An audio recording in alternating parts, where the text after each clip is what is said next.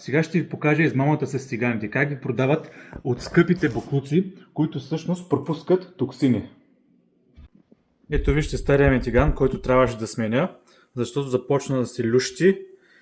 По принцип казват, че това покритие не допуска от тия PFA и вредните тефлонови токсини, които са много вредни. Обаче кой може да е сигурен, нали? Някои казват, проучване казват, че започна да се лющи и започват и токсините също и дойдат. Така че аз не искам да рискувам въобще и да дам... Първо, че този тиган струваше над 100 лева, когато го вземах преди няколко години. И е скъп и се лющи, трябва да го сменяш постоянно през една година. После, че ти пуска токсини. А този тиган, той е стомана. Чиста стомана, няма нищо в него. И сега като го ползвам, той не залепва. Значи ако се използва правилно, нали, загрява се хубаво, слага се там масло или каквото слагате. След това се намалява, защото яйцата по принцип трябва на по-ниска температура да залепват.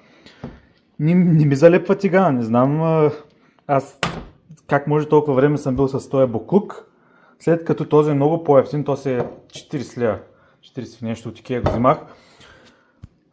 Нали, много по-ефтин тигани и знаеш, че няма да има токсини и нищо.